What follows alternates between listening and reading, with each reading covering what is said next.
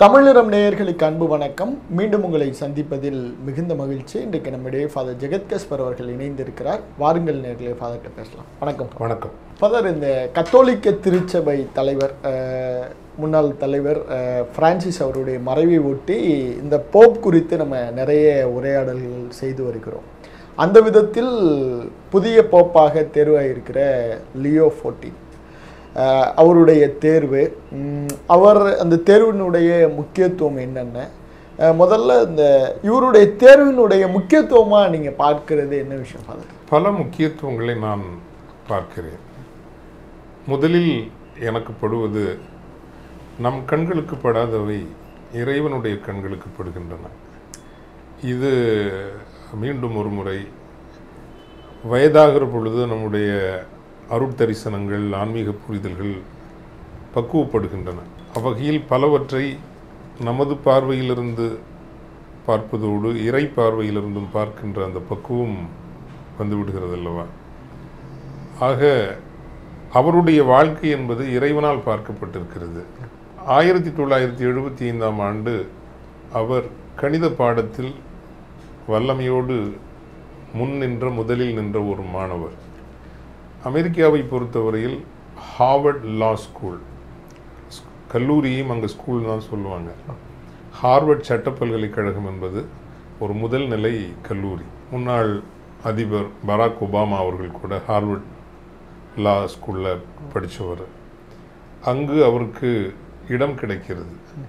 அந்த இடம் கிடைக்கிற ஒரு வெற்றி வாழ்க்கைக்கான நுழைவாயில், பெரிய நுழைவாயில் திறக்கிற அந்த பொழுதில் தான் ஒரு அருட்குருவாக, ஒரு ஃபாதராக வர வேண்டும் என்கின்ற அந்த முடிவை எடுக்கிறார்.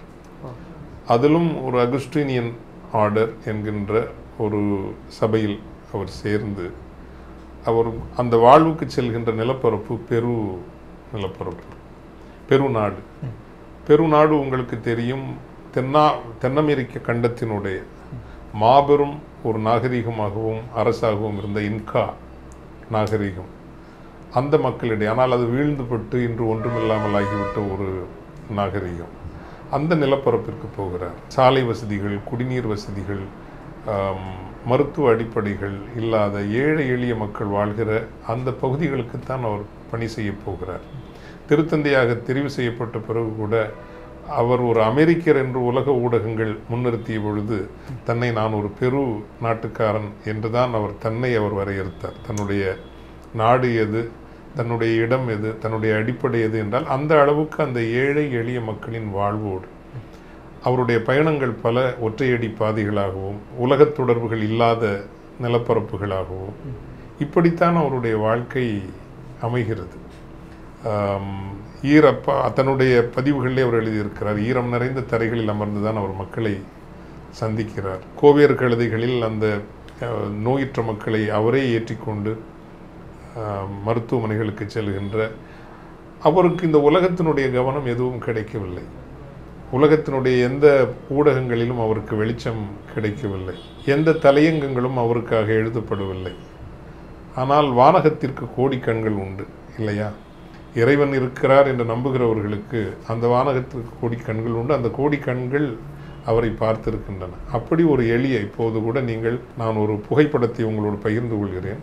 அந்த புகைப்படத்தை நீங்கள் அதை நேயர்களுக்கு காட்டுகின்ற பொழுது எப்படி அவர் ஒரு இளம் குருவாக மக்களோடு மக்களாக இருந்திருக்கிறார். அந்த ஆலயத்திற்கு செல்கிற பொழுது வெள்ளை அங்கி, நானும் கூட அப்படித்தான். ஆலயத்தை விட்டு வெளியே என்றால் மக்களுக்கும் நமக்கும் இடைவெளி என்பது தேவையில்லை.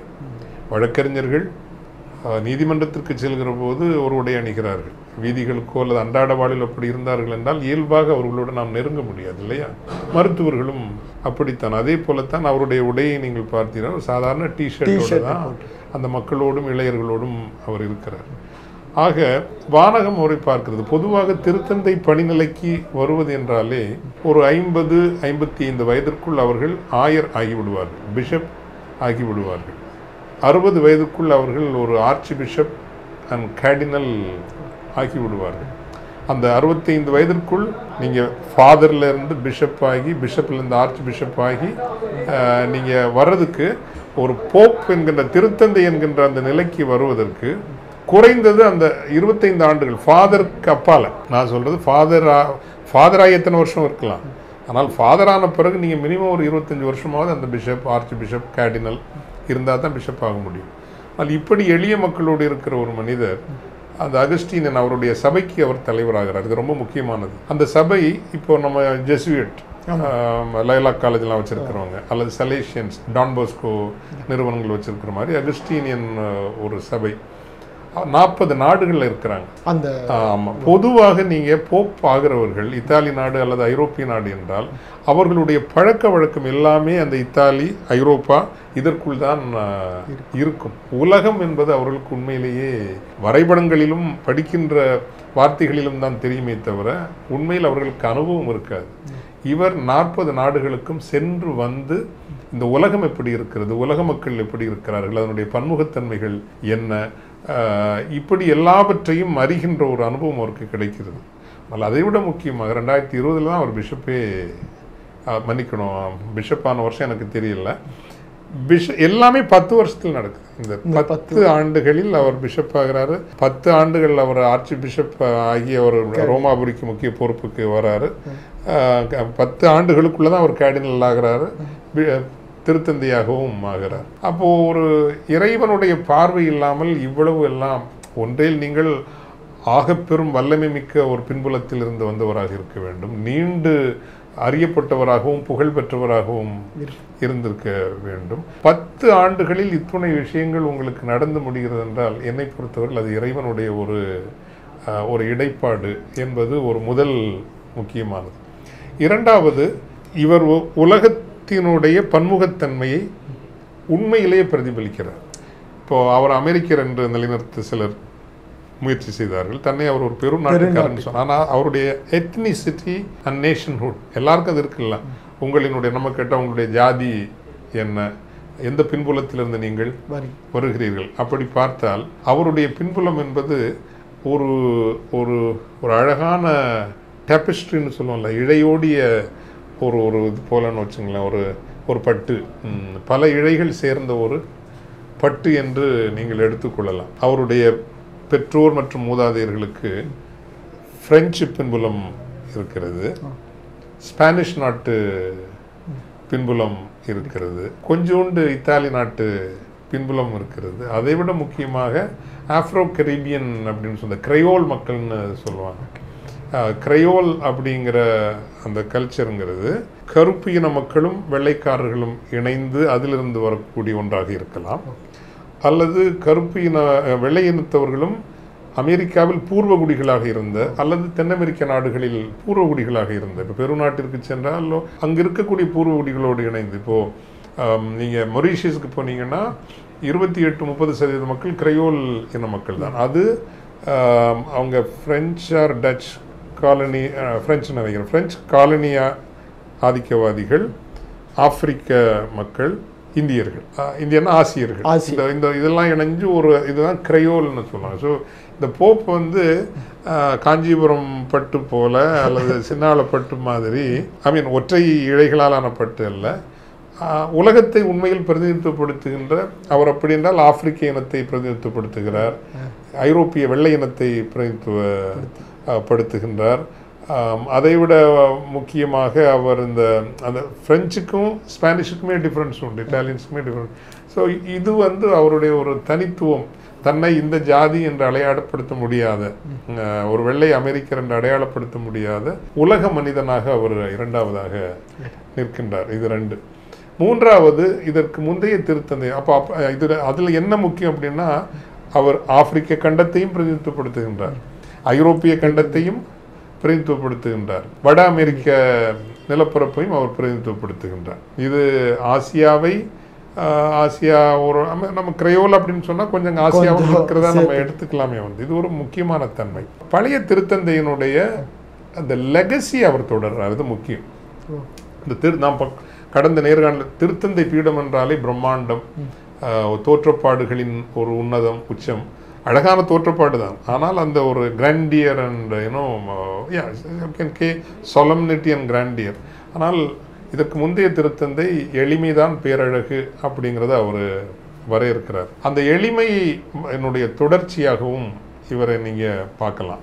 நான் முதலில் உங்களுக்கு காட்டிய அந்த புகைப்படம் மட்டுமல்ல, நம்ம ஊர் பொள்ளாச்சிக்கே அவர் வந்திருக்கார். வந்து பொள்ளாச்சிக்கு வந்து அங்கே செண்பக மெட்ரிகுலேஷன் ஒரு பள்ளிக்கூடம்னு ஒரு பள்ளிக்கூடம் இருக்குது. அந்த பள்ளிக்கூடத்திற்கு நிதி ஒழுங்கு செய்தது வந்து அவர் அந்த அகஸ்டீனியன் சபையில் ஒரு ஃபாதராக இருந்தபோதே அப்போ அவர் ஏழை மக்கள் மீதும் எளிய மக்களினுடைய கல்வி மீதும் எந்த அளவுக்கு அவர் அக்கறை இருந்திருந்தால் நமது ஊர் பொள்ளாச்சி வரைக்கும் வந்து ஒரு பள்ளிக்கூடம் திறக்க வேண்டும் என்கின்ற ஒரு இல்லை அதற்கு உதவி செய்ய வேண்டும். அப்போ அந்த பள்ளிக்கூடத்திற்கு முன்னால் நின்று அவர் எடுத்த ஒரு புகைப்படம் தான் இப்பொழுது உங்களோடு நான் பகிர்ந்து கொண்டிருக்கிறேன். இதெல்லாம் நீங்கள் பார்த்தீங்கன்னா அந்த பழைய திருத்தந்தையினுடைய அதே தொடர்ச்சியாக இருக்கிறார். அந்த தொடர்ச்சி என்பது மீண்டும் சொல்கிறேன், அது ஒரு நாடகம் அல்ல, அது ஒரு காட்சி அல்ல, மக்களை இம்ப்ரெஸ் செய்வதற்காக அல்ல. This is where. இந்த நான் சொன்னேன் இல்லைங்களா, வானகம் கோடிக்கண்களால் அவருடைய வாழ்க்கையை கண்டது அப்படின்னு சொல்கிறப்போ ஏழை மக்களுக்காக செய்வது ஒன்று, ஏழை மக்களோடு இருத்தல் என்பது ஒன்று. த presence fundamentally different from being kind. அது வந்து இந்த ப்ரெசன்ஸுக்கும் எம்பத்திக்கும் அந்த மக்களாகவே மாறிவிடுவது. ஒரு புறக்கணிக்கப்பட்ட ஒரு ஏழையின், ஒரு கணவனை இழந்த கைவிடப்பட்ட ஒரு பெண்ணின், புறக்கணிக்கப்பட்ட மனிதர்களின் வலிகளையும் அவலங்களையும் நீங்கள் உணர்ந்து கொள்ள வேண்டும் என்றால் அவர்களாகவே நீங்கள் மாறினால் மட்டும்தான். அதாவது அந்த வாழ்வு நிலைக்கு நீங்கள் பசியோடும் பட்டினியோடும் போகணும்னு இல்லை, அந்த மனநிலையில் நீங்கள் அவங்களோட போனால் தான் அதுக்கு பேர் எம்பத்தி. அல்லன்னா வந்து I have something, I give you something, but I ஆம் கைண்ட், ஐ கிவ் யூ, அதுலேயே வந்து அது ஒரு சிம்பத்தி தானே தவிர இருத்தல், உடனிருத்தல்ங்கிறது அது ஒரு பெரிய விஷயம். இப்போ திருத்தந்தை பிரான்சிஸ் இதுக்கு முந்தைய அவர் வந்து தான் ஒரு சின்ன ஒரு வாகனத்தை தான் வைத்துக்கொண்டார். அவர் நினைத்திருந்தால் பெரிய லிமோசின் வைக்கலாம், பெரிய பெரிய வாகனம் வச்சுக்கலாம். அந்த வாகனத்தை கூட அவர் வந்து காசால போரில் பாதிக்கப்பட்ட பிள்ளைகள் பயன்படுத்துவதற்காக கொடுக்குறப்ப ஒரு பவர்ஃபுல் மெசேஜ் அவர் அதில் சொல்கிறார் இல்லைங்களா. அதில் வந்து நாடகத்தன்மை கிடையாது. My heart is there, I am not in a position to stop the war, but then my heart is there with the victims of the war. So அந்த ஒரு எளிமையினுடைய தொடர்ச்சியையும் இந்த திருத்தந்தையிடம் நாம் பார்க்கலாம். ஆனால் அதே வேளை அடிப்படைகளில் அவர் சமரசம் செய்து கொள்கிறவராகவும் தெரியவில்லை. உலகத்தில் புகழ் பெற வேண்டும் என்பதற்காக அடிப்படை கொள்கைகள் நிலைப்பாடுகளில் சமரசம் செய்து விட்டுக் கொடுக்கின்ற ஒருவராகவும் தெரியவில்லை. இவற்றைத்தான் நான் அவருடைய ஒரு அடிப்படை பண்பு நலன்களாக நான் பார்க்கின்றேன். நேற்று மிக முக்கியமான அறிவிப்பை டொனால்ட் ட்ரம்ப் வந்து தன்னுடைய ட்வீட்டில் போட்டிருந்தார். அதில் கீழே கடைசியாக பேசேஜில் போப்புக்கிட்டையும் வேட்டிக்கன்ட்டையும் அந்த போர் நிறுத்தம் தொடர்பாக, ரஷ்யா உக்ரைன் போர் நிறுத்தம், இவருடைய முதல் பேச்சு கூட கிட்டத்தட்ட அந்த போர் அமைதி, உலகம் முழுவதும் ஒரு அமைதி சூழல் வேண்டும் அப்படிங்கிறத பார்க்க முடிஞ்சிச்சு. இந்த உலகளாவிய பார்வை, இந்த போப் அமைதி விரும்புவது, இது என்ன மெசேஜ் அவர் கம்யூனிகேட் பண்ண விரும்புகிறார்? இது ஒரு அதில் கன்சிஸ்டன்சி இருக்குதுங்க. ஒரு வேட்டிக்கனுக்கு வந்து போரில்லா உலகம் என்பது அதில் வந்து தெளிவான ஒரு நிலைப்பாடும், அதை உறக்கச் சொல்வதில் தயக்கமின்மையும், அமெரிக்காவாக இருந்தாலும் ரஷ்யாவாக இருந்தாலும் காசா போர் விஷயத்தில் எவ்வளவு கடுமையாக அவர் இஸ்ரேலையும் அமெரிக்காவையும் பழைய திருத்தந்தை பிரான்சிஸ் அவர்கள் விமர்சித்தார் என்பது பதிவு. அதில் ஒன்றும் அதே போல் உக்ரைன் போர் நிறுத்தப்பட வேண்டும் என்பதிலும், அந்த போர் கொடுமையானது என்பதிலும், அந்த போரினால் அகதிகளாக வருகின்றவர்கள் தடுத்து நிறுத்தப்படக்கூடாது, நிராகரிக்கப்படக்கூடாது, ஏற்றுக்கொள்ளப்பட வேண்டும். காரணம், மனிதர்கள் அடிப்படையில் பயணம் செய்கிறவர்களாகவும் இடம்பெயர்ந்தவர்களாகவும் அகதிகளாக சென்றவர்களாகவும் தான் இருக்கிறார்கள். அதுதான் மனிதகுல வரலாறு என்பதும் கூட அகதிகளாகவும் பயணிகளாகவும் வாழ்வு தேடி புலம்பெயர்ந்தும் சென்றதுதான் மனிதகுல வரலாறு. எனவே அவர்கள் நிராகரிக்கப்படக்கூடாது என்று அந்த இடம்பெயர்ந்து வந்த அகதிகளாக வந்த போரினால் பாதிக்கப்பட்ட மக்களுக்காக பேசுவதிலும் முதல் குரலாக இந்த உலகத்தில் கத்தோலிக்க திருச்சபை இருந்திருக்கிறது. அது ஒரு லெகசி என்று கூட சொல்லலாம். குறிப்பாக இதற்கு முந்தைய திருத்தந்தை அதை செய்தார். அதனுடைய தொடர்ச்சியாகத்தான் இதை நாம் பார்க்க வேண்டும். நீங்க முன்பே குறிப்பிட்டீங்க, அடிப்படைகளில் இருந்து அவர் வந்து முரண்படலை அப்படிங்கிற ஒரு விஷயத்த சொன்னீங்க. இப்போ அடிப்படையில் இருந்து முரண்பட்டால் அது ஒரு தலைப்பு செய்தியாக மாறும். அடிப்படைகளை வந்து ஒரு பின்பற்றது, அதை நம்ம எப்படி அதை புரிஞ்சுக்கிறது? ஏன்னா ஒரு அடிப்படைவாதம் அப்படிங்கிற ஒரு தனத்திலையும் அது போயிடும். ஆனால் அதையும் மேட்ச் பண்ணி இந்த உலகளாவிய ஒழுங்கிற்கும் தன்னை கொடுக்கிறது, அதை எப்படி அதை நம்ம புரிஞ்சு? அடிப்படை வாதம் வேறு, அடிப்படைகள் என்பது வேறு. இப்போ எல்லோரும் இறைவனுடைய பிள்ளைகள் என்பது அடிப்படை. அதில் நீ நிறம் பார்த்து, ஜாதி பார்த்து, மொழி பார்த்து நீங்கள் வேறுபடுத்தினீர்கள். வேறுபாடு இருக்கும், வேறுபாடு அழகு. நீங்களும் நானும் ஒன்றாக இருந்தால், உலகத்தில் இன்றைக்கு இருக்கிற 700 கோடி சொச்சம் மக்களும் ஒரே பிரிண்ட்டாக இருந்தாச்சுன்னா அது மாதிரி போரிங் இருக்காது. இப்போ எல்லோரும் நம்ம ப்ரிவோஸ்ட் போப் மாதிரியே இருந்தாங்கன்னா அது boring world, very boring world. அல்லது எல்லோரும் அன்னை தெரசா அவர்கள் போலவோ மகாத்மா காந்தி அவர்களை போல இருந்தால் it's a very very boring world. நான் ஒரு ஊரில் ஒரு சர்ச்சில் இருக்கிறேன்னா ஊரில் பலவிதமான மனிதர்கள், ஆளுமைகள், அந்த ஒரு பன்முக கோர்வை, ஒற்றை பூவால் உருவாக்கப்பட்ட பூமாலையை விட பல பூக்களால் உருவாக்கப்பட்ட ஒரு பூமாலை என்பது அழகு இல்லையா? அல்லது ஒற்றை மரங்களால் உருவாக்கப்பட்ட ஒரு வனம் அதை விட பல்வேறு மரங்களாலான ஒரு வனம் என்பது செடிகள், கொடிகள், பூக்கள், விலங்குகள், பன்முகத்தன்மை, பல்லுயிர் கோலம் என்று தமிழ் அழகாக சொல்லுவோம் இல்லையா? அதனால் வேறுபாடு என்பது அழகு. ஆனால் அந்த வேறுபாடை வேற்றுமையாக மாற்றுவது இருக்கிறது அல்லவா? அங்கே தான் அடிப்படைவாதம் தொடங்கும். இப்போ நீங்கள் தொழில் சார்ந்த பல குழுமங்கள் இருக்கின்றன. ஆனால் அந்த தொழில் சார்ந்த குழுமங்களையே ஜாதி என்பதாக்கி அந்த ஜாதியை ஒரு படிநிலையை கிரேடட் இன்இக்வாலிட்டி. நீங்கள் இந்த ஜாதியாக நம்பர் 1 ஜாதி, இந்த தான் நம்பர் 2 ஜாதி, இதெல்லாம் நம்பர் 3வது ஜாதி, 4வது ஜாதிக்கு உங்களுக்கு இறை ரூட்டே கிடையாது. அவங்கள பார்க்கக்கூடாது, அவங்கள தொடக்கூடாது. இதெல்லாம் atrocious, criminal and sinful atrociousness, right? So அதனால் எல்லோரும் இறைவனுடைய பிள்ளைகள் என்பது அடிப்படை, வேற்றுமைகள் என்பது இயல்பு. அந்த வேற்றுமைகளுக்குள்ளும் நாம் அழகாக ஒரு ஃப்ரூட் சாலட் போல இருக்கணுங்கிறது ஒரு ஞானம் இல்லையா? ஞானமும் வாழ்வியல். ஸோ அதனால் இந்த வேறுபாடுகளை வேற்றுமைகளாக்கி, வேற்றுமைகளை முரண்பாடாக்கி, முரண்பாடுகளை பகை முரண்பாடாக மாற்றுகின்ற பொழுது அது நீங்கள் சொல்ற அடிப்படைவாதத்தினுடைய உச்சமாக மாறுகிறது. இங்கு ஒருவர் இந்துவாக இருக்கலாம், ஒருவர் இந்துவுக்குள்ளே சைவமாக இருக்கலாம், வைணவமாக இருக்கலாம், கௌமாரமாக இருக்கலாம், குலதெய்வ வழிபாட்டாளர்களாக இருக்கலாம். இதெல்லாம் இயல்பான வேறுபாடுகள். அல்லது இஸ்லாமாக இருக்கலாம், இயல்பான மனிதர்களாக இருக்கிறோம், வெவ்வேறு வழிகள். இதை முரண்பாடாக்கி அரசியல் தேவைக்காக பகை முரண்பாடுகளாக மாற்றி என்னுடைய சகோதரி என்று பார்க்க முடியாமல் செய்வதற்கு பேர் தான் அடிப்படை வாதம். ஸோ அந்த அடிப்படை வாதத்திற்கு அவர் செல்வது இல்லை. அடிப்படைகள் என்றால் எல்லோரும் இறைவனுடைய பிள்ளைகள், அது ஒரு அடிப்படை. இன்னொன்று, இப்போ உதாரணத்துக்கு கண்டெஸ்டடாக கான்ட்ரவர்ஷியல்னு சொன்னீங்கன்னா ஆணுக்கும் பெண்ணுக்கும் தான் திருமணம், இது ஒரு அடிப்படை. இப்போ அதில் கூட நான் அதில் அந்த நிலைப்பாடு தான் என்னுடைய நிலைப்பாடு. இதில் நான் பூசி மெழுகுவதே இல்லை. பிறவியிலேயே சில பிறப்பு மரபணு குறைபாடுகளுடன் பிள்ளைகள் பிறக்கக்கூடும். அவர்களுக்கு பரிவு வேண்டும், புரிதல் வேண்டும், ஆதரவு வேண்டும், அரவணைப்பு வேண்டும், அவர்களுக்காக சிறப்பு ஒழுங்குகளும் வேண்டும். ஆனால் இப்போது ஏதோ ஒரு ஈர்ப்பு இருக்கிறதுங்கிறதுக்காக அதையே ஒரு கொள்கையாக நீங்கள் பிரச்சாரம் செய்து வளர்கின்ற அந்த 13 வயது பருவத்தில் 12-14 வயதில் பலருக்கு நிறைய கன்ஃபியூஷன்ஸ் இருக்கும், இன்செக்யூரிட்டிஸ் இருக்கும், அல்லது பியர் குரூப் ப்ரெஷர் இருக்கும். ஒருத்தர் ஆண் உறவுக்கு அப்படின்னு ஒருத்தர் பண்ணால் அவன் அதே மாதிரி 10 பேரை சேர்த்துக்கிறது. இப்போ அமெரிக்காலலாம் டெமோக்ராட்ஸ் எந்த அளவுக்கு கொண்டு போனாங்கன்னா பள்ளிக்கூடத்திலேயே நீங்கள் ஹோமோசெக்ஷுவல் கிளப்பு, லெஸ்பியன் கிளப்பு, இது எந்த இடத்துல நிறுத்துவீங்க? நீங்கள் எந்த இடத்துல நிறுத்துவீங்க? இது இப்படியே நீங்கள் விட்டீங்க அப்படின்னா இன்னும் ஒரு 20 வருஷத்தில் I feel very comfortable with the horse, living with the horse, I feel very comfortable living with the dog. நீங்கள் அதுக்கு வருவீங்களா? there is a limit for moral relativism.